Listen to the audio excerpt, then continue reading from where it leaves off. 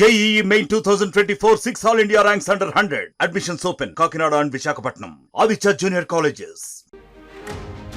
నమస్తే, నేను మీ రవి ప్రకాష్. ప్రపంచంలోనే అతిపెద్ద ప్రజాస్వామ్య దేశంలో ఎన్నికల ప్రక్రియ ముగిసింది. ఎన్నికల ఫలితాలపై సస్పెన్స్కు తెరపడింది. రిజల్ట్స్ మీకు పూర్తిగా తెలిసిపోయాయి. మరి ఆ తర్వాత ఏం జరగబోతుంది అన్నది మీకు చెప్పడానికి నేను ఇక్కడికి వచ్చాను. ఈ మొత్తం ప్రక్రియలో ప్రజలు ఇద్దరిని గేమ్ చేంజర్స్గా మార్చారు. దేశ చరిత్రలోనే తొలిసారిగా ఆంధ్రప్రదేశ్ కింగ్ మేకర్గా మారింది. ఏపీ సపోర్ట్ లేకుండా కేంద్రంలో ప్రభుత్వం ఏర్పడే ఛాన్సే లేదు. ఆ ఇద్దరు గేమ్ చేంజర్స్ చంద్రబాబు నాయుడు, పవన్ కళ్యాణ్. ఈరోజు చంద్రబాబు నాయుడు, పవన్ కళ్యాణ్ దేశ రాజకీయాలని, జాతీయ రాజకీయాలని ఏ విధంగా మార్చబోతున్నారు, రేపు దేశ రాజకీయాలు ఎలాంటి మలుపు తిరగబోతున్నాయి, ఈ విషయాల గురించి నేను వివరిస్తాను. ఆంధ్రప్రదేశ్లో కూటమి సునామీ సృష్టించింది. ఊహించిన దానికంటే ఎక్కువ సీట్లతో రికార్డు విజయం సాధించింది. తిరుగులేని విక్టరీతో ఏపీలో కింగ్గా మారిన చంద్రబాబు జాతీయ రాజకీయాల్లోనూ కింగ్ మేకర్గా మారబోతున్నారు. ఈసారి 400 సీట్లు పక్కా అంటూ బరిలోకి దిగిన బీజేపీకి భాగస్వామ్య పార్టీలతో కలిపి 289 సీట్లు మాత్రమే వచ్చాయి. 16 ఎంపీ సీట్లతో టీడీపీ ఎన్డీఏలో రెండవ అతిపెద్ద భాగస్వామ్య పార్టీగా ఉంది. ఒక్కసారి మీకు పరిస్థితి వివరిస్తాను. కింగ్గా రంగంలో దిగిన నరేంద్ర మోదీకి మ్యాజిక్ ఫిగర్ 272 సాధ్యం కాలేదు. ఆయన కేవలం 240 సీట్లలో మాత్రమే విజయం సాధించబోతున్నారు. అంటే మిత్రపక్షాలతో కలిపి ఎన్డీఏ 289 సీట్లు సాధించబోతుంది. ఈ బలంతో అధికారంలోకి రాబోతుంది. కాకపోతే రెండు మిత్రపక్షాలు తెలుగుదేశం, జనసేనకు సంబంధించిన 18 సీట్లు 289 సీట్లలో నుంచి తగ్గిస్తే కేవలం 271 సీట్లతోనే ప్రభుత్వం నిలబడాల్సి ఉంటుంది. ఇది మైనారిటీ ప్రభుత్వం అవుతుంది. ప్రభుత్వం పడిపోయే అవకాశం ఉంటుంది. కాబట్టి కింగ్ మేకర్లుగా ఇద్దరు నిలుస్తున్నారు, గేమ్ చేంజర్లుగా ఇద్దరు నిలుస్తున్నారు. చంద్రబాబు నాయుడు, పవన్ కళ్యాణ్. వీరిద్దరూ ఎన్డీఏ నుంచి మద్దతు తొలగించుకుంటే ఎన్డీఏ ప్రభుత్వం కూలిపోయే ప్రమాదం ఉంది. కాబట్టి ఈరోజు గేమ్ చేంజర్స్ చంద్రబాబు నాయుడు, పవన్ కళ్యాణ్. ప్రస్తుతం ఏపీ కష్టాల్లో ఉంది. రాష్ట్రానికి అత్యవసరంగా కొంత సాయం కావాలి. అలాగే కొన్ని డిమాండ్లు ఉన్నాయి. ఇవి నెరవేర్చుకోవాలంటే బీజేపీతో ఉండటమే బెటర్ అన్నది టీడీపీ ఆలోచనగా కనిపిస్తుంది.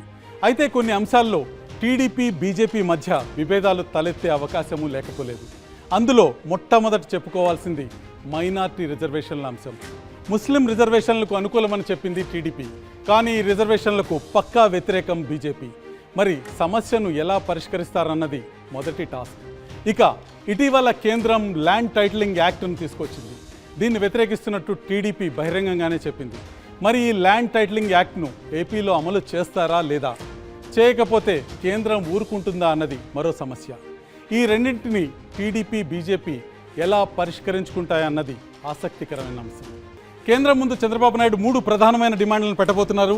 అవేంటో ఇప్పుడు చూద్దాం. మొట్టమొదటిది ఆంధ్రప్రదేశ్ రాష్ట్రానికి ప్రత్యేక హోదా, స్పెషల్ స్టేటస్ ఆంధ్రప్రదేశ్ రాష్ట్రానికి తక్షణం కావాలన్న డిమాండ్ని చంద్రబాబు నాయుడు ముందుకు తీసుకుపోబోతున్నారు. తర్వాత కేంద్ర నిధులు, రాష్ట్రం ఆర్థికంగా వెనుకబడి ఉంది, కేంద్ర నిధులు, కేంద్ర మద్దతు కావాలి ఆర్థికంగా అన్న డిమాండ్ని ముందుకు తీసుకురాబోతున్నారు. మూడవది అమరావతి, గ్రీన్ఫీల్డ్ క్యాపిటల్గా అమరావతి అభివృద్ధి చెందాలంటే కేంద్రం నుంచి పూర్తి స్థాయిలో సహకారం కావాలి. హైదరాబాద్ స్థాయిలో అమరావతి అభివృద్ధి చెందాలంటే కేంద్రం పూర్తిగా నిధులిచ్చి ఆదుకోవాలన్న విషయాన్ని చంద్రబాబు నాయుడు కేంద్రం దృష్టికి తీసుకురాబోతున్నారు.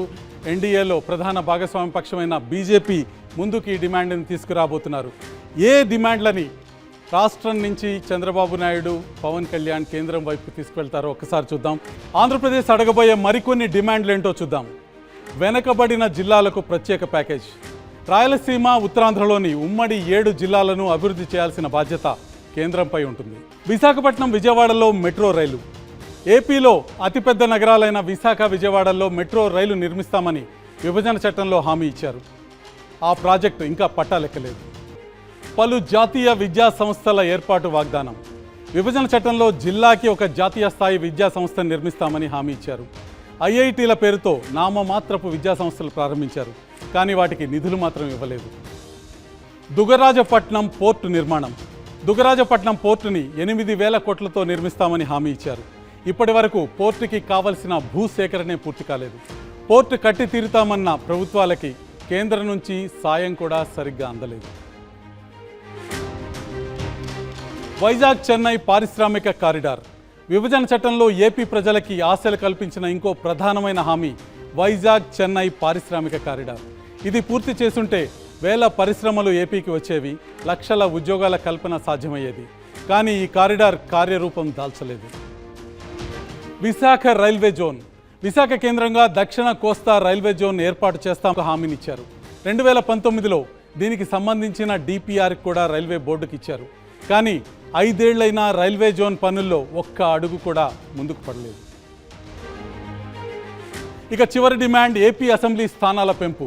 ఏపీలో అసెంబ్లీ స్థానాల్ని 225కు పెంచుతామని విభజన చట్టంలో స్పష్టమైన హామీ ఇచ్చారు. కానీ ఆ హామీ అమలు చేయలేదు.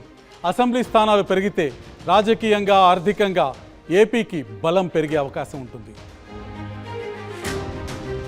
ఈ ప్రధానమైన డిమాండ్లతో చంద్రబాబు ఢిల్లీకి వెళ్ళబోతున్నారు. భారత రాజకీయ చరిత్రలో ఆంధ్రప్రదేశ్ రాష్ట్రానికి ఒక సువర్ణాధ్యాయం మొదలయ్యే సమయం ఆసన్నమైంది. ఆంధ్రప్రదేశ్ రాష్ట్రానికి సంబంధించిన ఎంపీ సీట్లతో కేంద్ర ప్రభుత్వం నిలబడే పరిస్థితి మన కళ్ళ ముందుంది. ఆంధ్రప్రదేశ్ రాష్ట్రానికి సంబంధించిన డిమాండ్లని నెరవేర్చుకోవడంలో చంద్రబాబు నాయుడు, పవన్ కళ్యాణ్ ఏ మేరకు విజయం సాధిస్తారో వేచి చూడాలి. చూస్తూనే ఉండండి RTV.